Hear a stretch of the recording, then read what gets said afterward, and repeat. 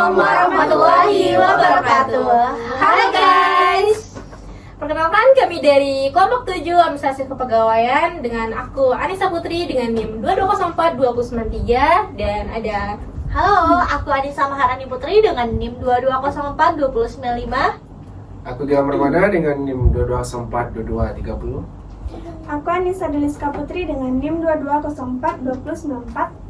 Aku Alvira Putri Kanitan dengan NIM 2204-2091. Nah, di sini kita akan membahas mengenai kasus administrasi kepegawaian di Indonesia. Nah, teman-teman pernah dengar nggak ada kasus di mana 3 orang guru yang sebenarnya dia bertugas di Bombana, tetapi sudah pindah ke Kendari. Nah, tetapi ternyata pindahnya tuh nggak resmi gitu kan, nggak ada surat resmi. Jadi gajinya tuh masih dikeluarkan oleh APBD Bombana. Nah, ini nih ketahuannya karena ada keterlambatan pembayaran gaji sehingga adanya pemeriksaan administrasi oleh Sekretaris Dinas Pendidikan Kabupaten Bombana. Nah, dari sana bisa dikatakan bahwa contoh kasusnya ini membuktikan bahwa lemahnya tata kelola aparatur sipil negara di tingkat daerah. Nah, sesuai dengan mata kuliah kita administrasi kepegawaian, di mana kita sudah mempelajari materi disiplin ASN, manajemen ASN, sistem penggajian dan disiplin kinerja. Nah, aku mau minta pendapat dari teman-teman nih. Nah, dari masing-masing pendapat dari materi yang sudah kita pelajari. Misalnya dari sistem penempatan, bisa bantu memberikan pendapatnya? Kalau dari aspek penempatan itu udah jelas-jelas salah ya. Penempatan ASN itu kan merupakan proses penempatan pegawai pada jabatan dan lokasi kerja yang sesuai dengan kompetensi, kualifikasi, dan kebutuhan organisasi sendiri. Prinsip penempatan ASN dikenal dengan istilah the right man on the right place. Dalam konteks ini, penempatan harus dilakukan berdasarkan prosedur mutasi yang resmi dengan pakai surat keterangan yang resmi dari pemerintah yang diatur dalam Undang-Undang Nomor 20 Tahun 2023 tentang ASN dan Peraturan Pemerintah Nomor 11 Tahun 2017 tentang Manajemen PNS. Kalau dalam kasus ini kan 3 orang guru tersebut kan pertama ditempatkan di Bombana yang seharusnya di Bombana dan tanpa surat keterangan yang resmi dia dipindahkan, bukan dipindahkan, dia tiba-tiba digaji oleh dia emang pindah ke Kendari. Emang pindah? Emang pindah ke Kendari. Tapi nggak ada suratnya. Ya. Jadi dalam kasus ini jelas terjadi pelanggaran prosedur penempatan karena ketiga guru tersebut berpindah tempat tanpa surat keterangan yang resmi. Tindakan ini jelas-jelas melanggar Pasal 56 Ayat 2 Undang-Undang ASN yang menyatakan bahwa perpindahan ASN antar instansi harus mendapatkan persetujuan dari pejabat yang berwenang. Sekian dari aku mungkin. Tadi itu apa namanya istilahnya? The right man on the right place. Apa? The right man on the right place. Orang yang tepat di tempat yang tepat. Oh gitu. Berarti emang dia jelas melanggar karena nggak ada SK ya sih penempatannya tuh. Karena dia nggak di tempat yang tepat. Iya, benar sih. Oke, next kalau dari disiplin ASN, kira-kira Nisa pendapatnya gimana? Nih, kalau menurut aku ya kayaknya itu emang udah melanggar ya. Karena kayak ya udah kita ketahui, apalagi yang udah kita pelajari deh di administrasi kepegawaian. Disiplin ASN itu kan sikap atau perilaku pegawai dalam mentaati peraturan perundang-undangan yang udah ada nih. Nah, berdasarkan peraturan pemerintah nomor 94 tahun 2021 tentang disiplin PNS, ASN itu harusnya wajib mematuhi ketentuan mengenai kehadiran mereka, pelaksanaan tugas, dan tanggung jawab dari jabatan yang udah mereka dapatkan. Akan tetapi ternyata 3 guru ini malah mengajar di luar daerah yang udah ditentukan dari atas kan, dari sanksi tersebut. Malah tanpa izin yang resmi, tiba-tiba udah pindah malah ngajar di Kendari, padahal kan SK mereka kan di Bombana. Itu udah melanggar sih menurut aku. Apalagi mereka tetap menerima gaji dari tempat mereka, dari tempat mereka yang lama, dari daerah asal mereka. Itu tuh sangat melanggar karena kan SK resminya nggak ada, kok tiba-tiba di sana. Apakah gaji mereka double dari Bombana atau Kendari kan kita juga nggak tahu ya. Soalnya dari yang udah kita baca berita kasusnya cuman membahas tetap menerima gaji dari Bombana aja. Nah, tindakan tersebut sebenarnya bukan hanya mencerminkan ketidakpatuhan terhadap aturan, tetapi juga menurunkan integritas dari profesi ASN tersebut sebagai pelayan publik sih. Itu sih menurut aku. Terus kalau ini kan melanggar aturan disiplin ya. Kalau menurut Isa sanksi yang tepat apa sih? Tahu nggak? Wah, itu aku diem aja ya. Aku nggak mau komen ya karena kita ya. Ya aku nggak komen ya. Takut salah sih aku ya. Tapi kayaknya lebih paling surat peringatan dulu nggak sih? Ya, kayak surat peringatan pertama aja dulu kayaknya ya, aku nggak tahu. Tapi bisa jadi lebih dari itu ya. Oke. Nah, kalau dari aku ya, kalau aku melihat dari sistem penggajian, kalau sistem penggajian ASN ini kan dalam beberapa regulasi diatur dalam Peraturan Pemerintah Nomor 58 Tahun 2005 sama Peraturan Pemerintah Nomor 12 Tahun 2019 tentang pengelolaan keuangan negara. Nah, di mana harusnya pembayaran gaji ASN ini harus berdasarkan pada data kepegawaian yang sah dan valid. Nah, dengan pindahnya PSK berarti nggak valid dong ya kan? Tapi dia masih menerima gaji dari Bombana walaupun nggak lagi kerja di Bombana. Nah, dalam kasus ini sendiri kalau terbukti adanya kesengajaan ya dari oknum-oknum tertentu, maka dapat dijerat dengan Undang-Undang Nomor 31 Tahun 1999 dan Undang-Undang Nomor 20 Tahun 2001 tentang pemberantasan tindak pidana korupsi. Itu sih kalau dari sistem penggajian ya. Oke, berarti Kita nggak tahu ya itu gajinya tetap dari Bombana atau Bombana juga, Kendari juga ya. Kayak Indonesia tadi kan double gaji ya. Kita nggak tahu itu. Oke, selanjutnya kalau dari Gilang ke manajemen ASN kali ya. Manajemen ASN mungkin Alvira bisa memberikan pendapatnya. Oke, kalau misalnya dari perspektif manajemen ASN, sebelumnya aku jelasin dulu manajemen ASN itu apa. Manajemen ASN itu kan keseluruhan proses dari pengelolaan pegawai, mulai dari perencanaan, pengembangan, penempatan, hingga evaluasi kinerja. Dan tujuannya itu untuk menciptakan birokrasi yang netral dan juga profesional. Nah, kalau misalnya dari kasus ini tuh bisa dilihat kalau birokrasi kita itu lemah.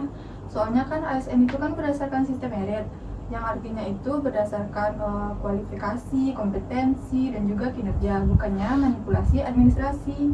Nah, kalau misalnya data ASN itu terintegrasi antar daerah, kasus ini tuh bisa langsung ketahuan.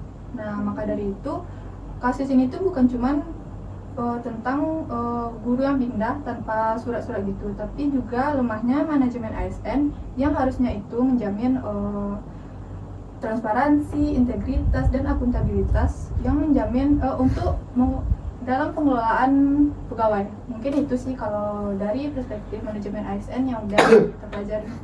Oke, berarti kalau dari manajemen ASN itu bisa dikatakan tujuan utama dari manajemen ASN itu nggak tercapai ya di kasus ini kan, sehingga terjadi tidak sinkron gitu. Oke, kalau menurut penilaian kinerja ASN dari Gilang sendiri gimana?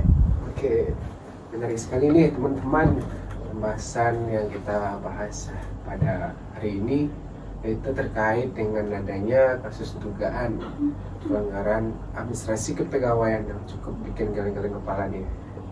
Yang mana seorang guru ini masih tetap terima gaji dari Pemda Bombana, padahal secara logikanya dia udah nggak kerja di situ lagi.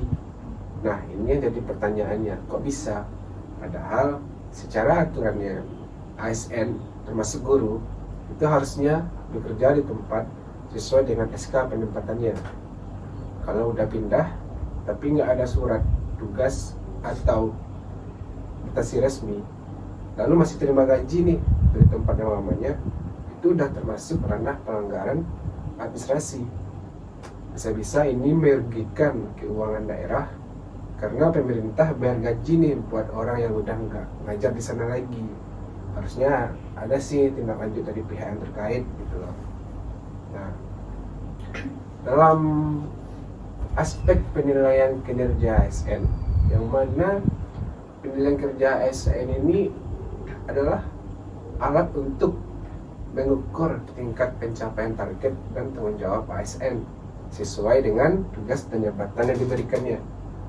Nah, pada kasus di Pembana ini tentunya sangat jelas nih, menimbulkan banyak pertanyaan dan bisa dianggap bermasalah. Pada dasarnya, dalam sistem kepegawaian, khususnya untuk ASN seperti guru, penilaian kerja itu biasanya dilihat dari beberapa aspek nih teman-teman.